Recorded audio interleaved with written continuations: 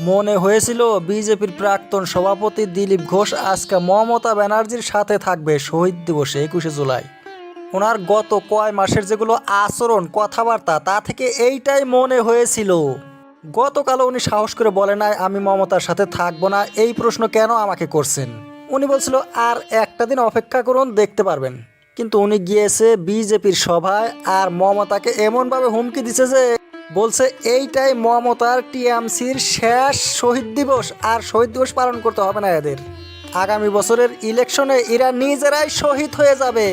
अभी तक शहीद दिवस हो रहा था ना, इस बार टीएमसी शहीद हो जाएगा 26 में।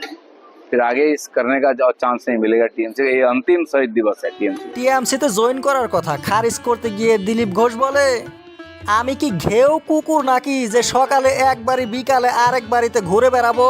যাদের এমন অভ্যাস আছে তারা এমন কার্য করুক, আমি করি না, আমার ভালো ভালো অভ্যাস। কিন্তু উনি কোন কুকুর হয়ে দীঘার জগন্নাথ মন্দিরে গিয়েছিল?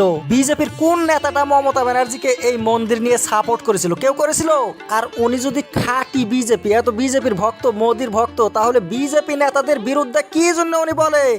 দল বদল করে এক দল থেকে আরেক দলে আসলে যদি ঘেউ কুকুর হয়, তাহলে বিজেপিতে যারা ঢুকেছে অন্য দল থেকে তারাও তো কুকুর। তাদেরকে কেন নেওয়া হয়েছে বিজেপিতে? এমন কুকুরদেরকে কেন রেখেছে মোদি?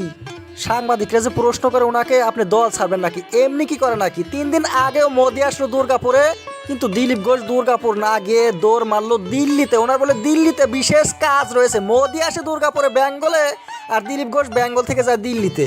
আসলে দিলীপ ঘোষ পদগুলো হারিয়ে না পাগলের মতো হয়ে গেছে ওনার যেগুলো আচরণ। দিলীপ বাবুর ভেতরটা বুঝতে হবে, কত কষ্টে আছে লোকটা।